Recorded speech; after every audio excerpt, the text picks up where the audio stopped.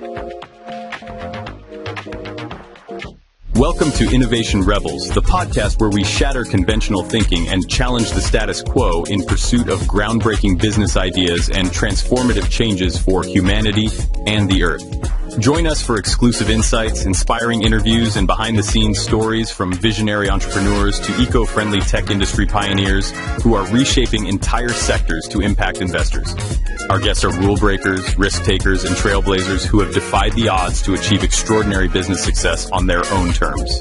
Each episode, we dive deep into the minds of the most audacious business leaders who refuse to accept the limitations imposed by tradition and instead embrace disruption as a catalyst for progress.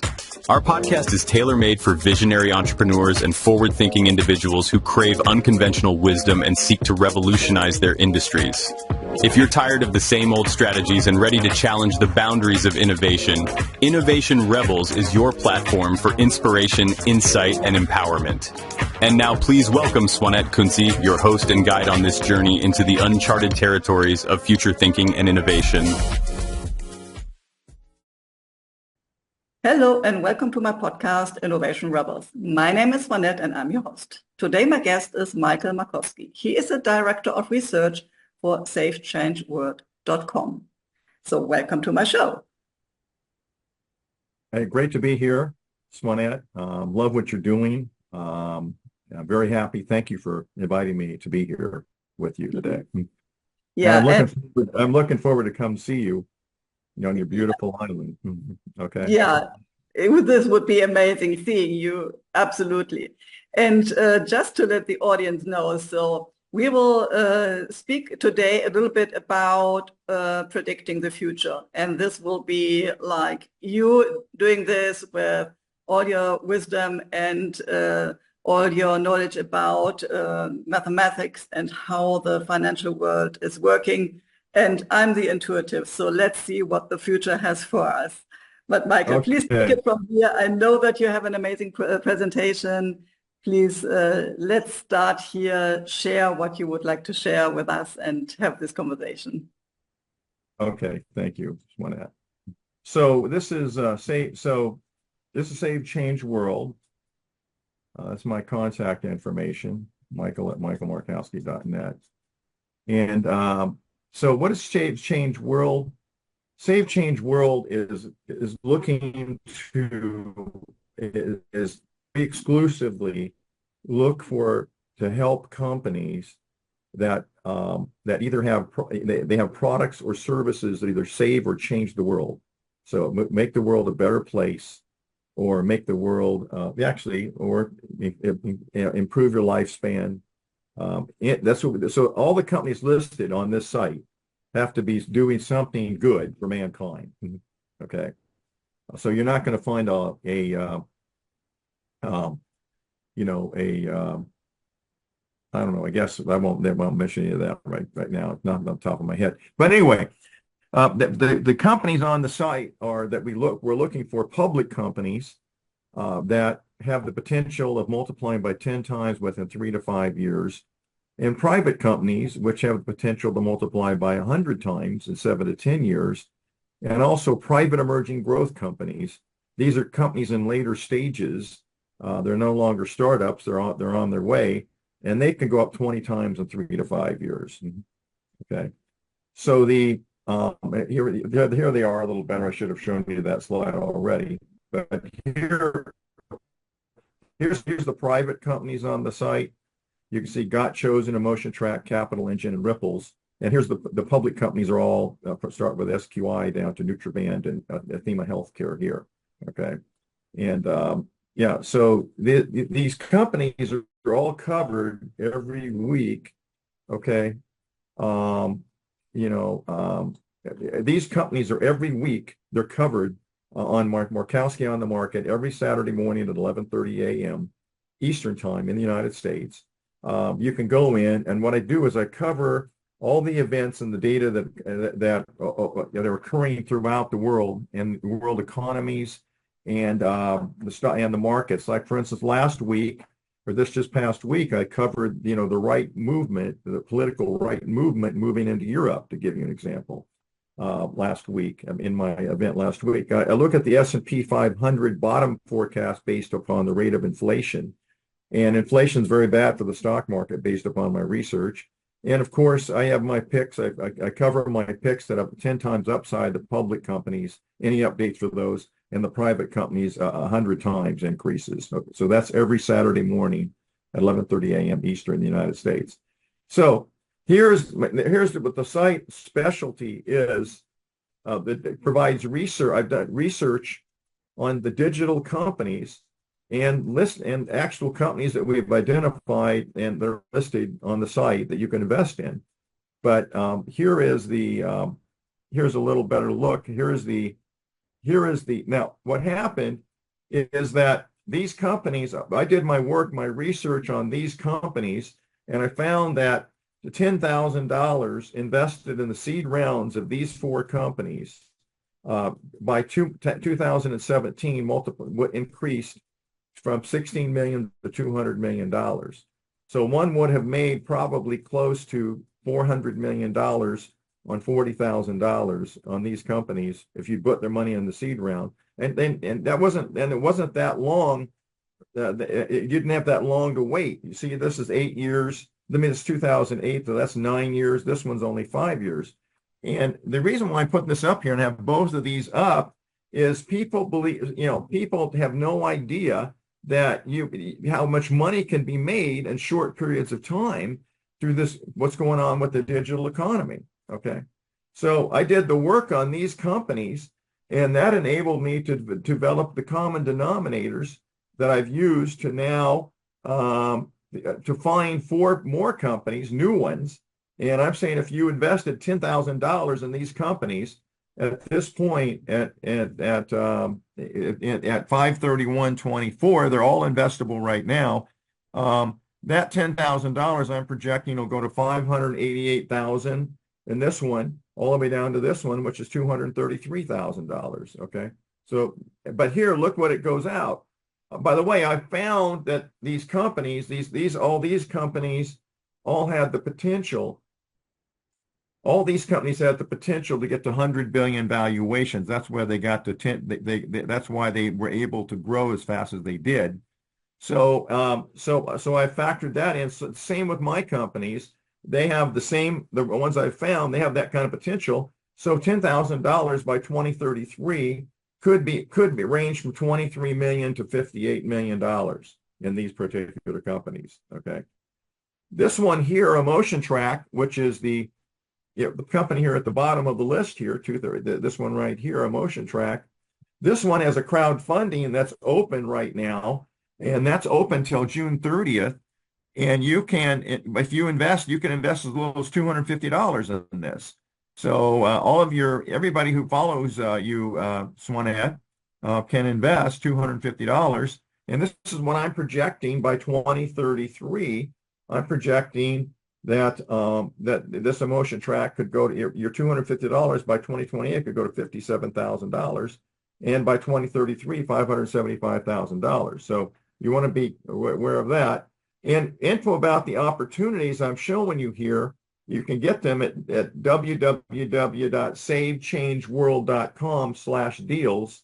And if you go there, you can get information about these companies. Okay.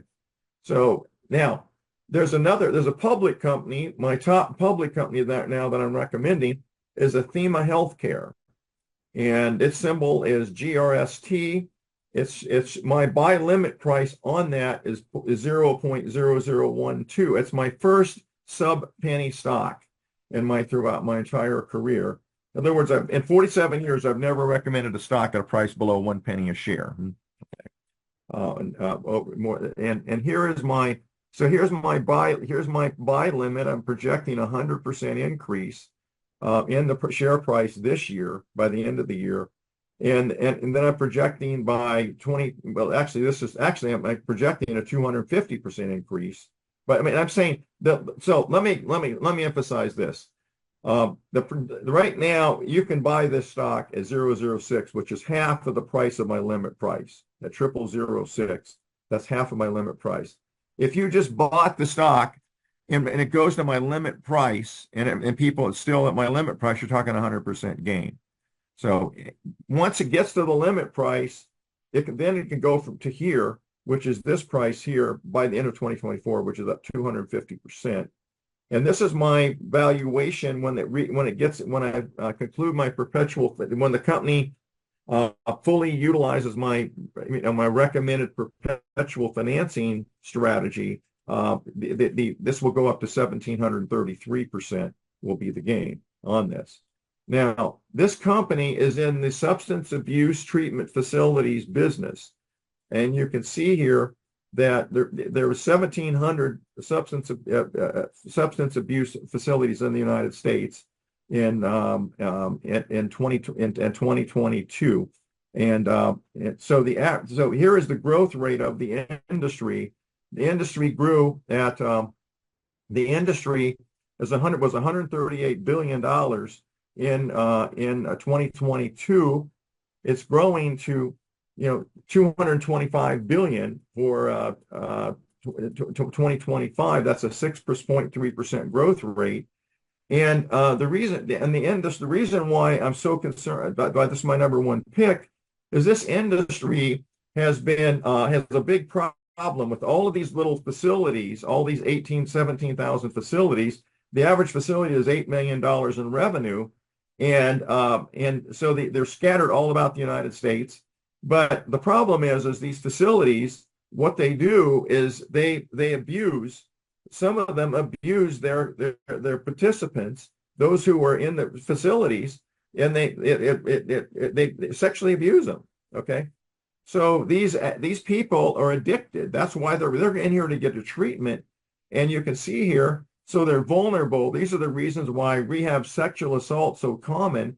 Is you're saying rehabilitation participants are they're an addiction. And people can take advantage of them. Okay, that's the bottom line. They're scared if they report. Their fear of reporting. So it's an industry that is getting way too much of this going on. Here's examples. Here's a guy, Christopher Batham, who was convicted of sexually assaulting 7 women in his treatment facilities. Okay. The rehab and the founder of it was found guilty on 31 accounts, including rape and other sexual offenses. So that's what's going on. Here's another one, a heroin addict turned counselor accused of sexually abusing 4 patients at New York treatment facility, at a New York treatment facility. Okay. Is a New York treatment facility here, an addict. Okay. Here it is, here's a rehab director. This is, by the way, this is March 21st, 2024. This is something that's going on as we speak. Okay, this abuse. And you can see here, now here's the New Hampshire. He built the largest addiction center. Now he's accused of sexual misconduct. Okay. The 13th step, okay, addiction centers investigate sexual misconduct in New Hampshire's addiction centers. Former patient rehab center sues California over sexual abuse allegations. Okay, sex for drugs. Okay, sex for drugs. Okay, here's one in North Carolina. Okay, so and here's another study: 15% of the patients sexually assaulted in substance abuse facilities. Another study. So the industry is ripe for consolidation. And again, I'm looking for a theme of these are the gains I'm looking for. 100%, 250%, 1,733% is what I'm looking for. So $1,000 could easily go to $17,000 to put it in perspective. And this is the stock, this is the share price. You can go into the US market, type this into your browser, GRST, and you can buy the shares. And if you buy them, you can buy them up to this price, which is double this price, which would be 0.012 would be double 0.00006. But so you've got plenty of room to buy the shares. Okay. And there's at Save Change World, there's a video about Athema there. I highly recommend that. And here's my article, my recommendation about Athema on Save Change World here. And when you go into Athema, and again, SaveChangeWorld.com deals that's for these investment opportunities. Okay, So, so let's talk about what happened here, Swanette. This is amazing what happened, and it's an amazing story. When I was graduating from college in 1977, I didn't want to I didn't know what I wanted to do with my life. And so I was working for my father as a bartender while I was home for college on college vacations. He had a restaurant and bar, and I had to work there for tips so they had college money. And I befriended a man there that was there regularly there. He was with his father, but he was I'll never forget, the guy's name was Tom Goyne. I befriended him, and I asked him, I said, what do you do for a living? Okay. And he said, well, I'm a stockbroker. And I said, well, okay, what does a stockbroker do? And I'd asked him his advice. I was tending bar, I was serving him drinks. And I said, I don't know what I want to do. He said, well, what you want to do is you want to get into selling intangibles, because it's a much better business than selling cars or packages or anything else. I mean, tangible. So you want to sell intangibles. He said it's much easier. And he said the brokerage business was the great. He was a stockbroker. He had been since he'd been out of college. So I decided to go to work for Merrill Lynch. It was hard to get a job. I was their youngest ever broker. And I was able to get a job with Merrill Lynch. And they really didn't teach me much about stocks at all. They taught me how to sell. And it was funny, the very first two stocks I recommended in my career, when I got my license, I went through the list. There was 1,000 stocks. They had a list of all the stocks you could buy for your clients. They had to approve it. And they had a list of 1,000 stocks. And the two stocks at the lowest, at the bottom of the list, at the lowest prices, were these two companies, Phillips Industries, I'll never forget the prices, and Geico, which wound up being acquired. So they both wound up becoming acquired. Geico by Warren Buffett, the famous Warren Buffett, and this one was by a division of Merrill Lynch, Phillips Industries. So I thought that's quite interesting about my career. Well, I couldn't learn much. I didn't learn anything at Merrill Lynch about stocks. So I left Merrill Lynch and I became a researcher of the extreme events to basically research the past to better predict the future. So I would research those extreme events, and that's what I've done for my entire life. Okay, research extreme events. So I joined Donaldson, Lufkin, and Jenrette in 1980. That was 3 years after Merrill Lynch. It was the first publicly traded brokerage firm that in the world. And I wound up gaining knowledge about venture capital because they had one of the first venture capital firms in the United States, and I conducted research on 250 top performing stocks for the period 1974 to 1983, and this happened to be a very difficult period for the market. But and that's why I researched it. But the stock that popped out of my research as one of the top performers was KinderCare, which was one of the first adult daycare companies. And this research enabled me to develop my first algorithm to predict the future, which is the growth stock study algorithm right here, the GSS growth stock study algorithm. So that's what happened. That's KinderCare, and that's the growth stock study algorithm. So what happened after that, I wound up leaving them 4 years later, and I went to work for a firm on Wall Street that underwrote venture stage IPOs, all things that pretty much can say, businesses that can save and change the world type things.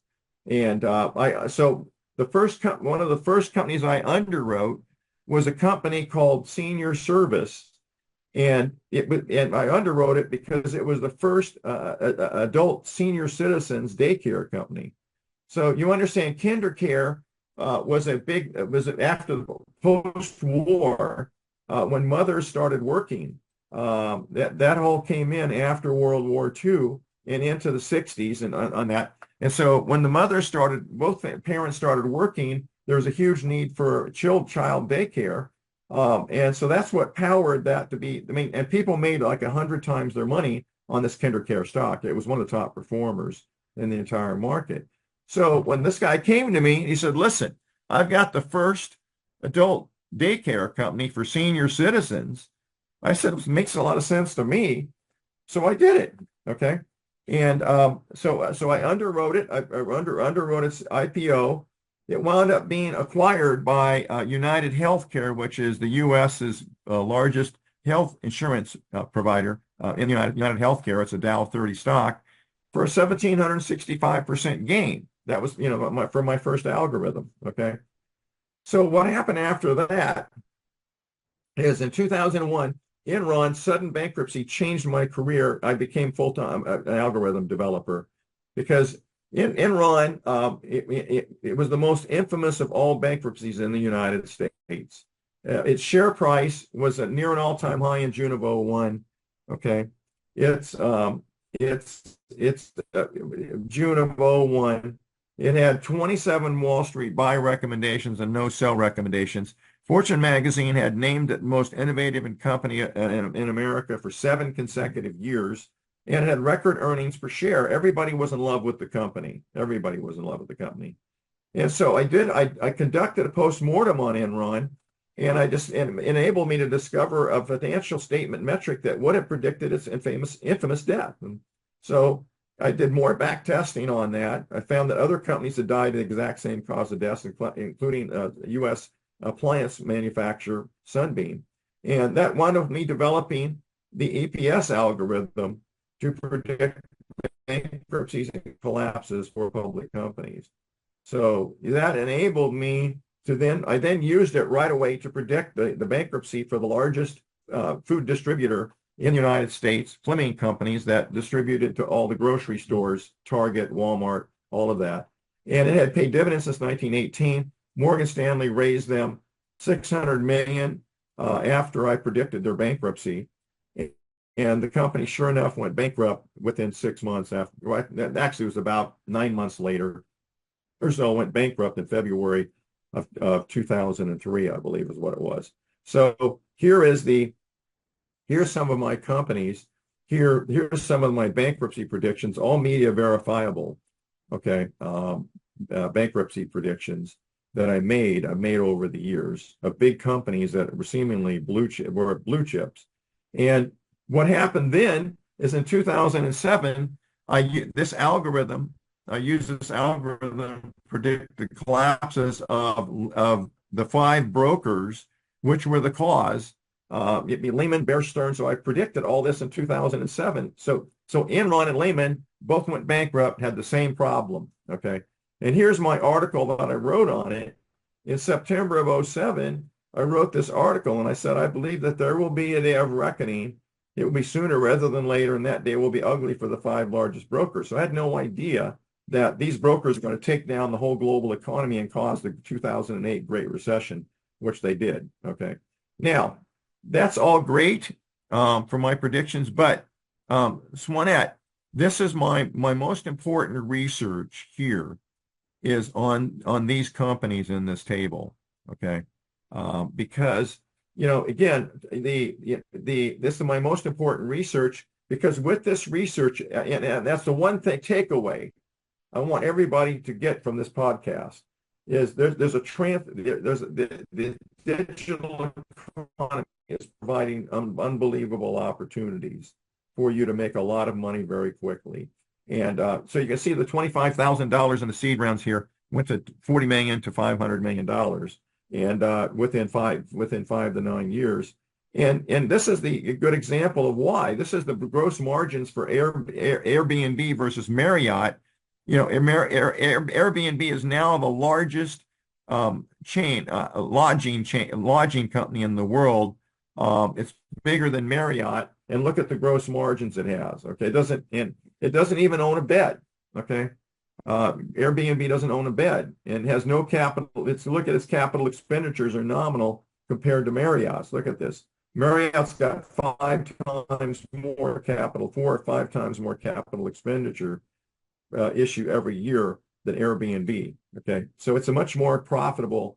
It's much more profitable. Okay, so those findings led to these discoveries. What it led to is My research on those companies led to the common denominators to find infant unicorns, which I showed you at the very top, the 4 that I found. Ongoing transformation of the economy from industrial to digital, okay? And I found that economy transformations enable the savvy to create dynasty wealth almost instantly. So, and then it also enabled me to find a perpetual financing strategy that Uber and Airbnb use to support their highly scalable and hyper-growth models. And the first unicorn emotion track to be identified, which I showed you up there earlier, where you could put $250 in it, which could be worth hundreds of thousands of dollars in the future. But here's a good example of the transformations that have gone on since the beginning of time. So if you'd been, the agriculture was the first industry to the first transformation. So what happened is before you had the plow, you didn't have an agricultural industry because a family could only plow enough food for themselves. Okay, there was no way for a family to grow enough food for multiple families until the plow came in. So the agricultural industry came in with the plow, then was followed by the telegraph and steam engine. And the beneficiaries, the businesses that were beneficiaries of that were Wells Fargo, AT&T, Union Pacific, and these companies. AT&T was originally a telegraph company before it became a telephone company. And then, of course, so then we transformed from the agricultural to the industrial to the 1920th, into the 19th, 20th centuries. And the railroad was the major invention. And that could not have happened without the steam engine being invented. And then you had the telephone, the auto, airplane, transistor, chip, and the computer, and you had all these beneficiaries: Ford, Boeing, Apple, Intel. And of course, we moved in our lifetime, Swanette. We saw what happened with the internet when it came in. We lived in a world that did not have the internet. So the key is that that changed all of our lives, and that transformation started happening in the late 1990s. And of course, that spawned the World Wide Web, email, smartphone, all those inventions, and really Google, AOL, Uber, Airbnb were the beneficiaries. Okay. So again, here they are again. Actually, I'll skip over that. I've already gone over that. Okay. Now, this is why I'm so, I want everybody really, the key takeaway about this transformation that's going on. Everybody imagine that you were alive in the 1860s, 1880s, 1890, okay? And the railroad was built. By 1890 was the first time you could travel across the United States from New York to California without getting an arrow in your back. Okay. It was the first time you could ship goods from New York to California, or from anywhere to anywhere. And you can see here that the population, because of that, congregated along the coasts and along the lakes. Okay. That's what happened. So so this was transforming for all these people. And I mean, so, your packaged foods, Philip Morris could not have been a Nabisco. These companies could not have packaged their goods and shipped them and become big companies providing to all U.S. consumers without the railroad. The railroad was as significant back then as the internet was for us. Swanette. Okay. So the other thing I found is that there's a perpetual financing strategy that Uber, Airbnb used to support their highly scalable hyper-growth models. And under this strategy, what happened is Airbnb used it first, and because it was founded 2 years before Uber in 2008. And then what happened is Airbnb, so what they did is, traditionally, the way it worked is a company, save, change world company that had the ability to save or change the world, would go out, raise capital, go through its capital, and then would have to go back out to find another investor to invest, another bank or another brokerage firm or some other entity to help it raise capital. So they have to stop and had wait and raise some more capital, start again, stop, and wait. So what Airbnb did is they put together a strategy where they just raised capital. They told their investors, we'll bring you in at a low valuation, but you have to refer us and help us. You need to refer us to your network. You're an influencer, and you need to refer us to everybody in your network at the next round so we can keep this thing going. And that's what they did. And so the investors came in. By the time that before they even completed this round here, they raised the valuation and started selling shares at this valuation, 60 million. So they were perpetually raising money throughout the whole time period. And that enabled, that perpetual financing enabled, look at how fast it grew. It grew by 12 times from this price, 66 times from this price, 700 times. This is all in 3 years. This is August 10, that's August 13. Look what happened. It 26,000 times. This is Uber, not Airbnb. Uber adopted the same strategy that Brian Chesky used for Airbnb.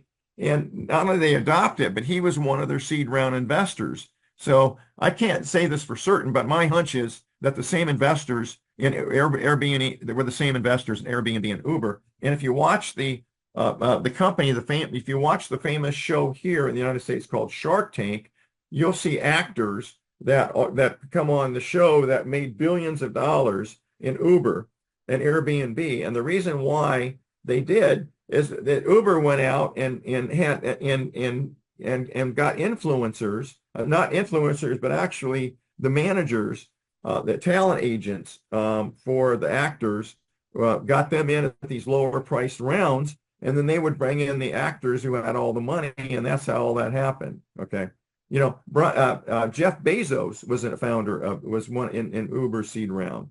The Fanning family, John Fanning, the founder of Napster, the first disruptor, was an investor in Uber seed round. Okay, so and again, this is the multiples. You can see them here again on the seed rounds for Uber and Airbnb.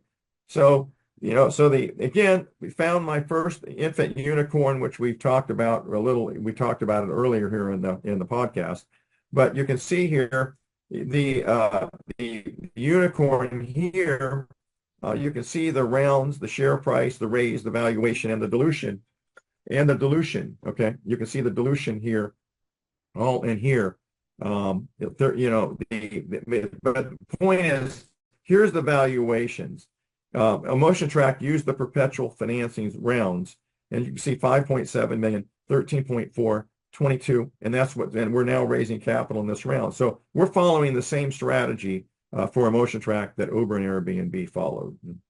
Okay, and of course, my companies right now, all of them have valuations of less than 43 million, have the potential of getting to $1 billion within by the end of next year, and of course to 10 billion by 2028 and 2030, that to $100 billion roughly.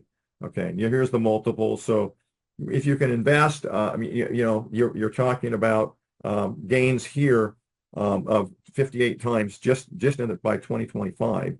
This is just your 2025 prices here, your multipliers from 2025. So whatever you invest here, you're going to invest by the end of 2025. If you invest now, and the prices are going up as we speak. But if you invest now, you're looking at 58, 29, 20, 28.5, and 23.3 times your money by the end of 2025. And here's another one doing a perpetual financing around 12, 16, 32. And of course, here's another one, Capital Engine. And we've already talked about Athema is using a similar strategy as well. I'm using a similar strategy. It's the first public company to use this perpetual financing strategy. Okay. And of course, all these things are available, these opportunities at www.savechangeworld.com/deals. And of course, this strategy is very disruptive to the venture capital industry because the venture capitalists, from their get-go, they've relied on P.T. Barnum and Bailey Circus. He's the founder of that, and he had a famous he is a famous quote, and that there's a sucker born every minute.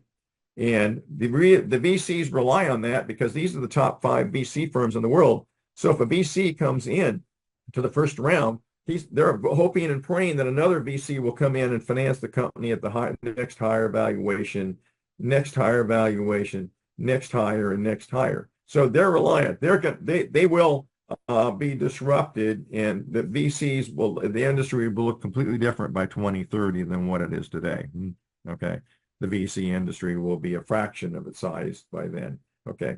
So, by the way, I want to talk a little about, I'm concerned about the market. I'm looking for a significant decline for the S&P 500, and that's going to hurt the U.S. market. It's going to hurt all the world stock markets, Europe, Asia, and I'm looking for 47 to 60, and I'm looking for the bottom to occur not until 2031 or 2036. And so I do have, I've already shown you what I did with Enron, but I have research. So I developed algorithms, and my algorithms have predicted all of these media verifiable declines for the U.S. market. And also for the global markets here, I predicted the declines for the German market, Japan, the French market, the FTSE. For all the markets here, I did all of them here. The European markets as well for this 2020 decline. So the reason why the market is going to go lower is I want everyone. This is another thing. The second takeaway I want everyone to take away is that the market everybody thinks the market goes up forever, but it doesn't. Okay, and you need to have a defensive posture, especially if you're near retirement age. So you're looking at here. You're looking at the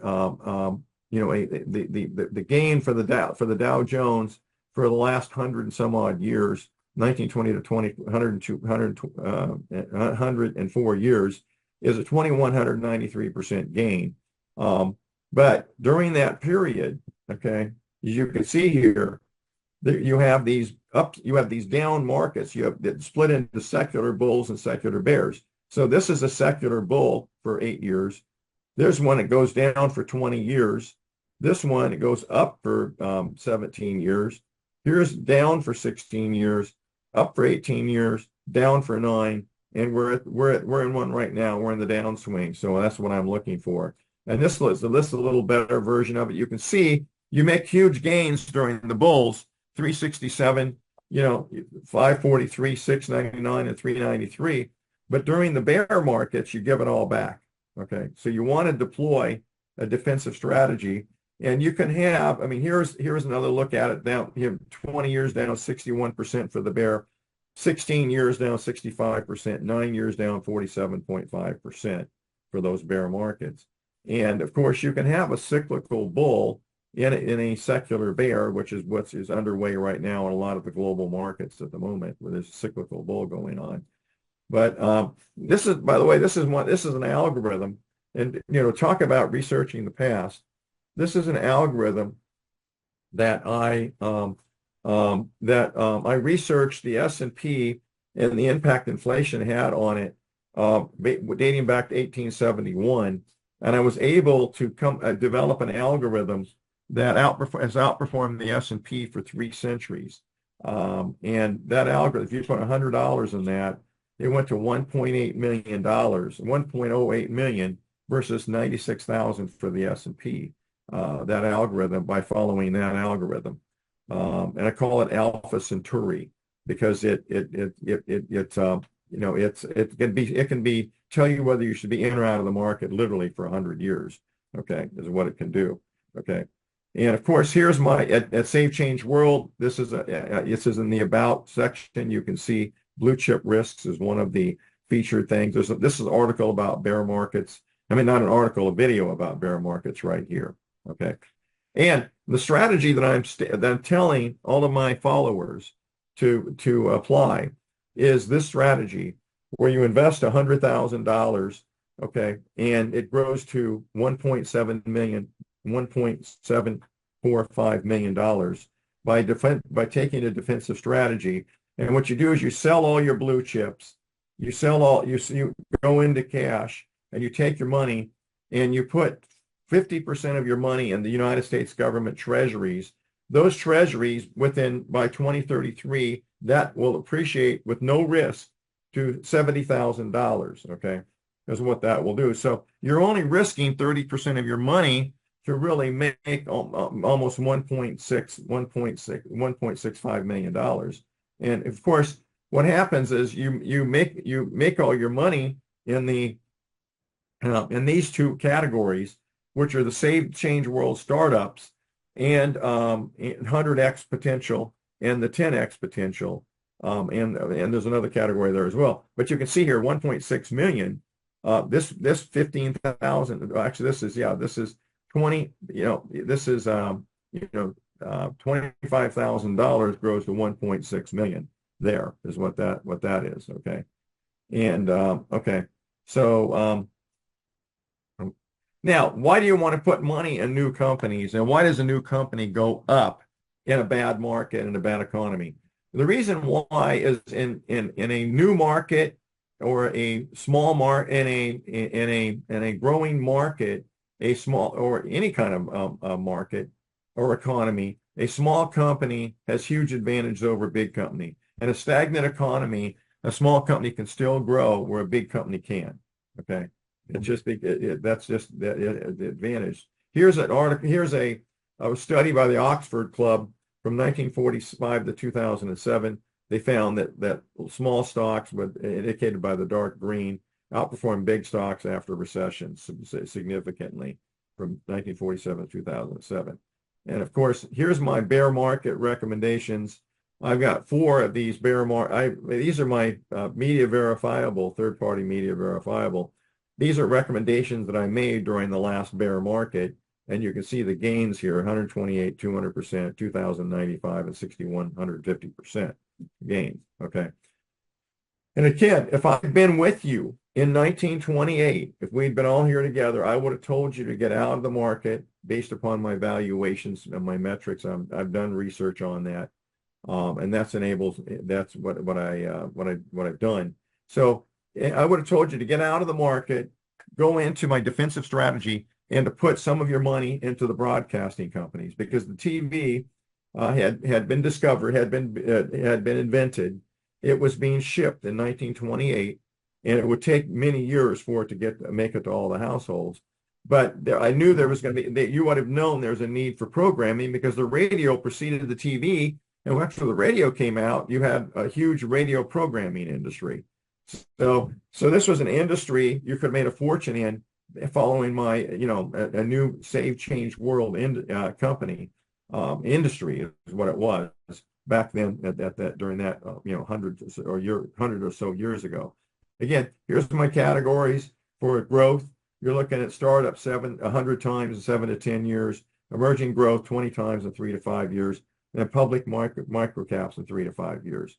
So the mission for Save Change World, okay, is to relentlessly strive to reduce the risk for everyone who invests in or raises capital for a listed company, including investors, existing shareholders, family offices, sovereign wealth funds, endowments, the entrepreneurs themselves. That's my whole mission for Save Change World is to reduce the risk, and so that that you can companies can get financed by coming into this site.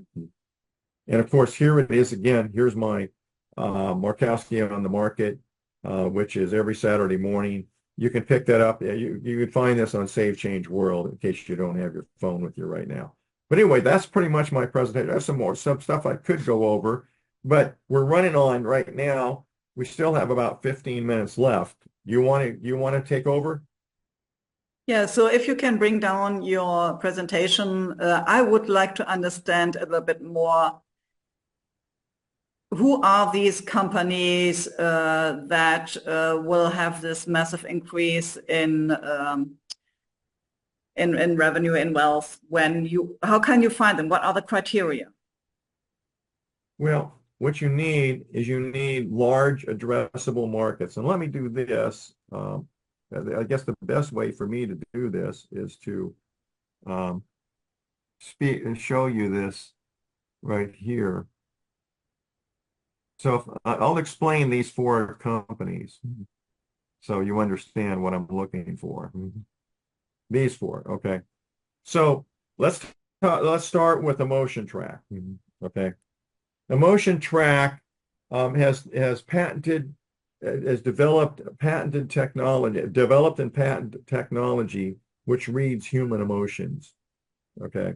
It can, if you watch a video that it can read your emotions. It can send you a video to watch, and if you watch that video, it can read your emotions. Okay. And it can tell what your thoughts are by reading those emotions. Now, why is that important? Well, they found that one of the uses for this is mock juries. Okay. So with this company's growing at 600%. Last month it grew at 600%. The biggest law firm in the world, Morgan & Morgan, which generates $1.7 billion of revenue, is using their system to read to test juries. So when somebody's on trial someone's on trial, they send the video of the witness or what's going on with the trial. They send that to a pool of viewers. And the pool of viewers has the demographics of every possible demographic you can imagine. So what'll happen is the thing will read the emotions of the panelists, call them panelists, the digital panelists, which are the jurors that watch it at home. So what would happen is you would get a video to watch. It would send you a video. And you would read what your emotions were watching that video, and it would relay it back to Emotion Track and to the law firm. So they can determine what the demographics are for someone to vote for guilty or someone to vote for innocent. Okay, that's what they can do. So if they find that men over 60 years old are voting, are pretty much think the guy's going to be the defendant's going to be guilty. Okay, then the lawyer in the United States, according to our legal system, the defense lawyer has the right to state, no, I don't want this person on our jury. I don't want this person on the jury. So in the United States, they can basically take the people that meet the demographics, okay, and eliminate them from the jury pool. Is what they do. And there's some big cases. There was a big criminal case that this company, Motion Track, was able to help someone to not be convicted, okay, of a crime. So it's going on, and that's why the company's growing so fast. That's a Motion Track. This is also applicable to advertising. There's been several advertising. There was the Bud Light campaign here in the United States that offended a bunch of people and took down the valuation of Anheuser-Busch, the company. There was another one from Peloton that offended people. And these are big companies that are putting ads out on TV that are offending people. So what they do is now what the companies do is they test the ad before they run it on TV to see if it's offensive. So that's what Emotion Track does. Got Chosen, this one here. This one is the key to the entire social media space. And what I found is that AI is creating fraudulent social media followers. Okay. So what happens is that for influencers, so you understand the whole social media industry is based upon advertising that is driven by influencers. So, the brands pay the influencers to get their eyeballs onto the brand's products, like Coca-Cola, Anheuser-Busch, some of those companies, the big consumer brand companies. The problem is that the AI has enabled the influencers to pad their number of followers that increase. So they don't have real followers. They're bots, so they have bots. So this got chosen, has developed the technology to determine who is real and who's not in terms of the influencers' followers. And this is going to benefit those influencers who are doing it the legit way, or doing it, they really do have followers. Because without their technology, the whole industry would go down. Social media, Facebook, all of it, because eventually these things, you would have more followers. An influencer could have more followers than people on the planet. That's how the AI works. Yeah, that's a negative for AI. So that's that one. This one, Capital Engine, is making secondary is creating. It's going to create secondary markets for private companies that are valued for less than $1 billion. And this, so there is a secondary market for private companies that invest that are valued for over $1 billion. NASDAQ has that market through its Forge.com site, but Capital Engine is going to be able to create liquidity for all of these companies, for the shareholders who are taking the risk and investing in these companies. And of course, Ripples is into spatial in terms of the navigation systems for self-driving vehicles, for pretty much it can for a virtual space. Okay, so what it can do is it's much more complex. I leave it at that, but it has the same. All of these, I'm very excited about all of them. They all have the potential. All of them have the potential of getting to 10 billion by 2028. All of them have that kind of potential.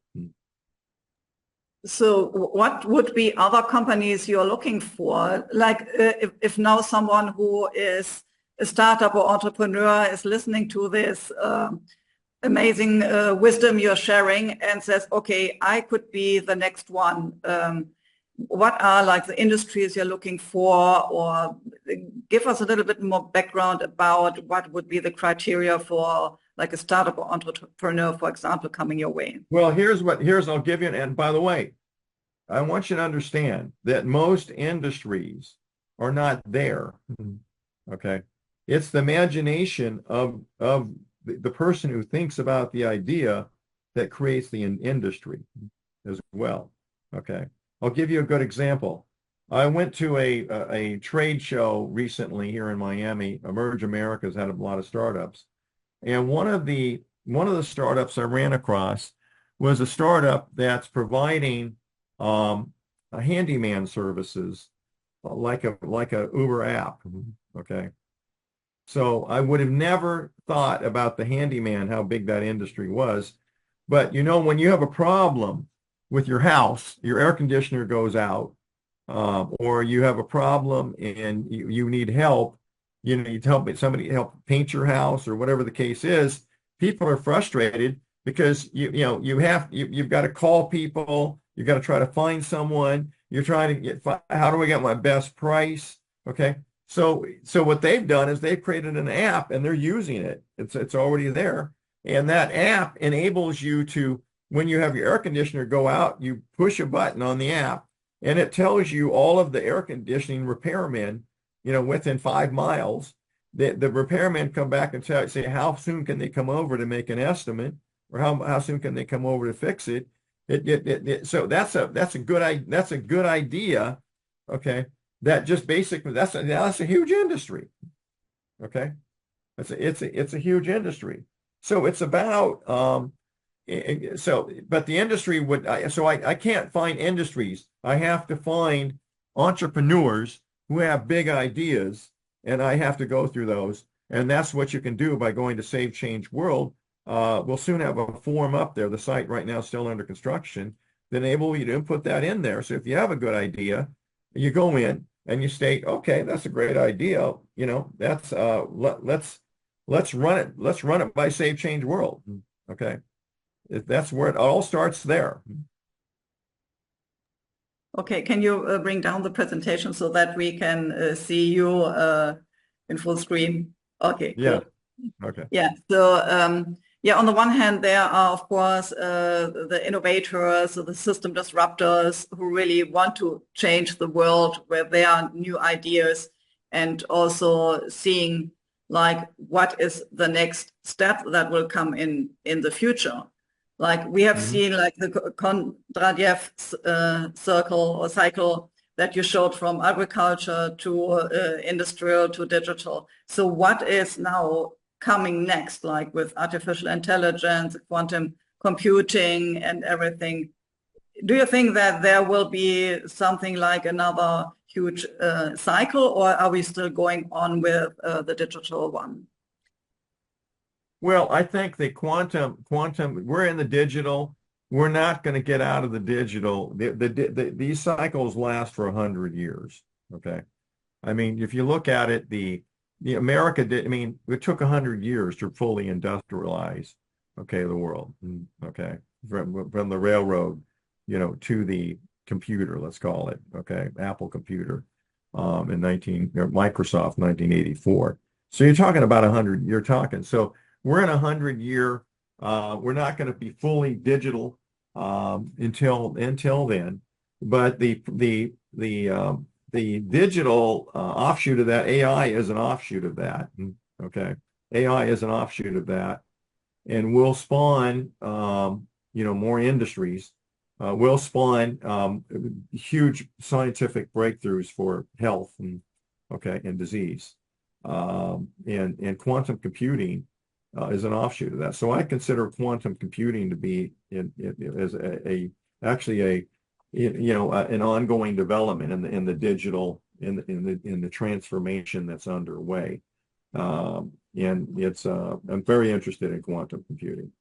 Do you see special industry going down right now? Like if you say at the moment, like for example, the consulting world is we have a lot of lawyers and doctors, and as we already can see that AI is getting better in, for example, doing this tests or exams. So do you see industry that will completely disappear or totally change? Well, like I showed you, like I told you in the presentation earlier, the venture capital industry is going to disappear. Yeah. Okay, the venture capital is a good example of that, of what's happening with this digitization, and because you know when you need and the investment banking industry, which would be the underwriters of public companies, they could go extinct too. Those are two industries, because you got Capital Engine, which is it was a platform that raises capital and also has a secondary market, and it's going to make it much more efficient. So those are two industries that are going to disappear. I believe that the legal industry is going to contract significantly. Okay, and that could be another one to disappear, because you're with this, what the Motion Track has. And there's other companies that are developing, you know, legal tech. Legal tech's a huge industry. So yeah, all these industries are rolling through. They're being disrupted, and they're going to get obsoleted. You know, brick and mortar. So I would agree with you. Legal, for sure, is at risk as well. Yeah, it's you know you have to do a lot of you know, I guess once you get into it, and I go through this every week. I really urge everyone to come into Markowski on the Markets every week, because I share what knowledge that I'm acquiring all the time with my participants. Yeah, so I would say that every market will change somehow at the moment, and even though we can't forecast really which industry will be the next one, there will be a lot of disruptions, not only because of technology, but also if people are able to participate in this inventions and are able to use their own wealth for bettering the world, like you do with your platform. No, I totally agree, and I'm excited about it. I mean, I'm on the cutting edge, and I'm thrilled. I'm thrilled. As more companies come to me that are save, change world companies, I'll see more industries that are going to get disrupted, and that's where you acquire knowledge. It's really where you acquire knowledge. So, yeah. So if people listening now, do you have some final tips that you could share that will kind of close our conversation? Well, final tip is that I think that the tip is that people, dare, I guess you could say dare to be great. I mean, really, it does start. It starts with an idea. And and it also starts with a problem. Many of these can start with a problem. I'll give you an example. Uber was founded because Travis Kalanick and his friend were in Paris and they couldn't get a cab on a rainy night in Paris. And he said, one said the others, you know what? This is crazy. We've got money. We can start this thing. Okay. This is crazy. We should do? We should create an app, okay, on our phone that enables, people to easily get a cab in Paris. And, okay, that's how it all started, because they were mad because they couldn't get a cab on a rainy Saturday night in Paris. That's how it all started. So I think it's it all starts with that, and and just use your imagination, okay. Use your imagination and think, and you'll be surprised that you will come up with something that may become very interesting and financeable, and you may come up with something that changes and saves the world, changes or saves the world. Yeah, amazing. So run into the next problem, get mad, and see what could be the next solution by thinking out of the box. Right. Yeah. Yeah. Michael, thank you so much for being my guest today. I will share the links again in the show notes so that it is easy for people to click there and find your amazing platform and come to your Saturday wisdom calls. So thank you so much for being my guest. Thank you, Swanette. Love it. Thank you so much for it. Okay. Hope to see you soon. Okay. Bye-bye.